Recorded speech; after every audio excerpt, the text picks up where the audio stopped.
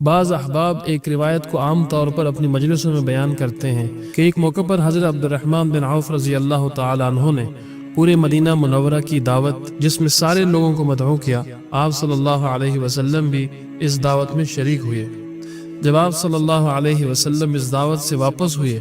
اور مسجد نبوی میں تشریف لائے تو دیکھا کہ ایک صحابی بیٹھے ہوئے ہیں اور کسی چیز میں غور و فکر میں لگے ہوئے ہیں۔ آپ صلی اللہ علیہ وسلم نے ان سے پوچھا کہ عبد الرحمن بن عوف نے تو سارے مدینہ والوں کی دعوت کی تھی، تم دعوت میں کیوں نہیں گئے اور تم یہ کس سوچ و فکر میں لگے ہوئے ہو؟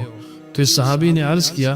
کہ اللہ کے رسول، میں اس سوچ و فکر میں پریشان ہوں کہ آپ کا ایک ایک امتی کیسے جہنم سے بچ کر جنت میں جانے والا بن جائے۔ تو آپ صلی اللہ علیہ وسلم نے اس کے جواب میں ارشاد فرمایا، اگر عبد الرحمن بن عوف 1000 سال تک بھی مدینہ والوں کی دعوت کرتا رہے تب بھی ان کو وہ ثواب نہ ملے گا جو تمہیں اس تھوڑی دیر کی فکر کرنے کے اوپر مل گیا۔ یہ روایت بالکل بے اصل اور بے بنیاد ہے۔ متخصص فی الحدیث مفتی طارق امیر خان صاحب اپنی کتاب غیر معتبر روایات کا فنی جائزہ جلد 3 صفحہ نمبر 137 پر لکھتے ہیں کہ اس روایت کی کوئی سند نہیں ہے، اور جس روایت کی کوئی سند نہ ہو اس کو آپ صلی اللہ علیہ وسلم کی طرف منسوب کر کے بیان کرنا بالکل بھی جائز نہیں ہے۔